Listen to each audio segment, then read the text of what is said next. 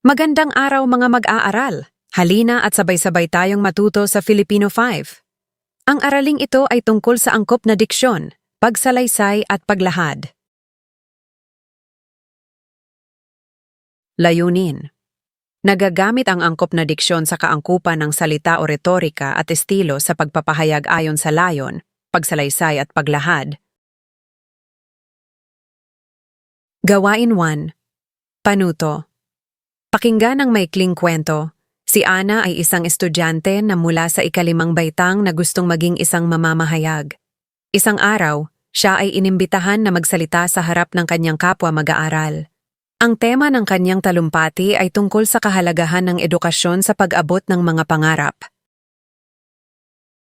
Gabay na mga tanong. 1. Paano gagamitin ni Ana ang angkop na diksyon sa kanyang talumpati? 2. Anong estilo ng pagpapahayag ang dapat gamitin ni Ana sa harap ng kapwa mag-aaral? Ano nga ba ang ibig sabihin ng diksyon? Ang diksyon ay tumutukoy sa wastong pagpili ng salita upang maging malinaw, angkop at mabisa ang pagpapahayag. Ang estilo ng pagpapahayag naman ay ang paraan o pamamaraan ng paggamit ng wika upang maipahayag ng malinaw, mabisa, at angkop ang isang mensahe ayon sa layunin, paksa, at tagapakinig. Ipinakikita rito ang pagpili ng mga salita o diksyon, ayos ng pangungusap, at tono ng pagsasalita o pagsulat. May dalawang halimbawa ng estilo ng pagpapahayag. Una ay ang pagsasalaysay. Ito ay may layuning magsasalaysay ng pangyayari. Halimbawa, noong linggo, maaga kaming nagpunta sa parke. Masaya kaming naglaro at nagpiknik kasama ang aming pamilya. Pangalawa ay ang paglalahad. Ito ay nagpapaliwanag o magbibigay ng impormasyon. Halimbawa, ang parke ay isang pampublikong lugar kung saan maaaring maglaro, mag-ehersisyo, at magpahinga ang mga tao. Pagsasanay 1. Panuto. Basahin ang bawat pangungusap.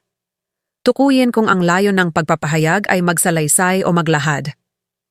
Isulat ang tamang sagot.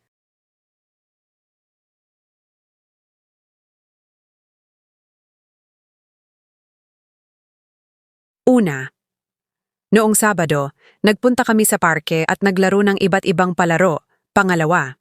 Ang halamang mangga ay namumunga isang beses o higit pa sa isang taon, depende sa pangangalaga. Pangatlo. Isang umaga, nakita ni Ben ang isang nawawalang kuting at inuwi niya ito sa kanilang bahay.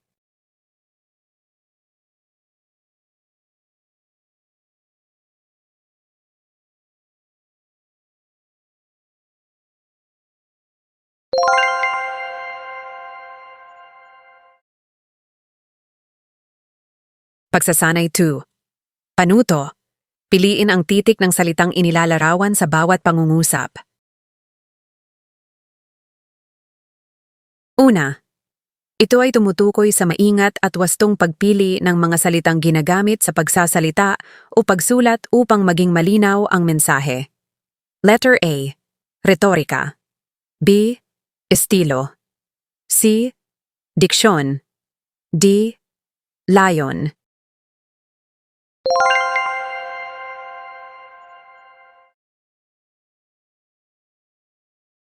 Pangalawa. Ito ang paraan ng pagpapahayag ng isang tao na nagpapakita ng kanyang natatanging paggamit ng wika. Letter A. Diksyon. B. Estilo. C. Talata. D. Pangungusap.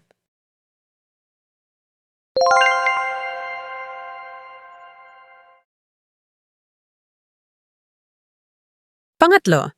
Ito ang layunin o dahilan kung bakit nagsasalita o sumusulat ang isang tao. Letter A. Retorika. B. Diksyon. C. Layon. D. Estilo.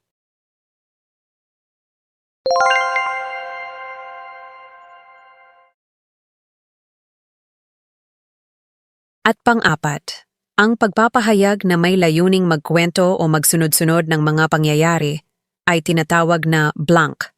Letter A. Maglahad. B. Maghikayat. C. Mangatwiran. D. Magsalaysay.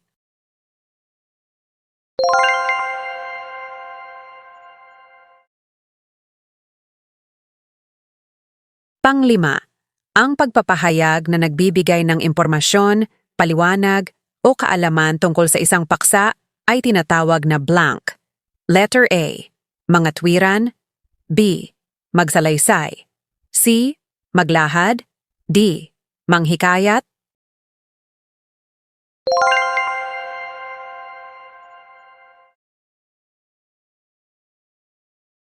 Tandaan, ang tamang pagpili ng salita ay nakatutulong upang maging malinaw, wasto, at angkop ang pagpapahayag ayon sa layunin, magsalaysay man o maglahad. Pagtataya. Panuto. Gamitin ang angkop na diksyon sa kaangkupan ng salita, retorika at estilo sa pagpapahayag ayon sa layong pagsalaysay at paglahad. Piliin ang letra ng tamang sagot. Una, layunin ng manunulat na magsalaysay ng isang pangyayari. Alin ang pinakamainam na pangungusap? Letter A. Ang pagbaha ay dulot ng matinding pag-ulan at paradong kanal. B.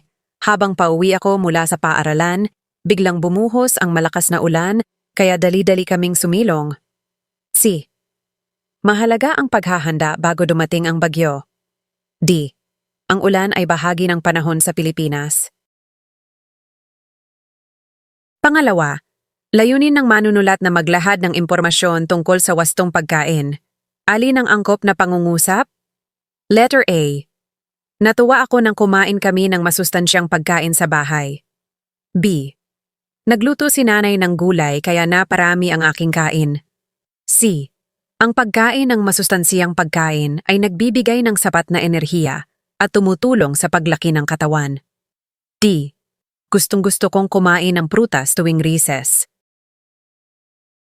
Pangatlo, alin sa sumusunod ang hindi angkop na diksyon kung ang layunin ay maglahad? Letter A. Ang tubig ay mahalaga sa kalusugan ng tao. B. Uminom ng 8 basong tubig araw-araw upang manatiling malusog. C. Natuwa ako nang makainom ako ng malamig na tubig matapos maglaro. D. Nakatutulong ang sapat na pag-inom ng tubig sa maayos na paggana ng katawan. Pang-apat, nais ng isang mag-aaral na magsalaysay tungkol sa kanyang unang araw sa paaralan. Aling pangungusap ang pinakamahusay? Letter A. Ang paaralan ay lugar kung saan natututo ang mga bata. B.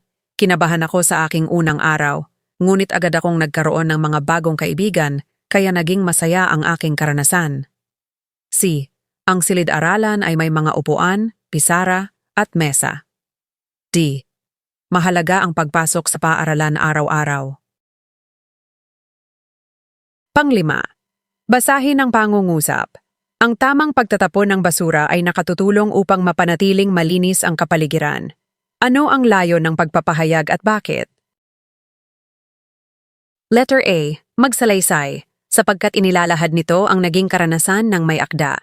B. Magsalaysay, sapagkat nagsasaad ito ng pagkakasunod-sunod ng pangyayari. C.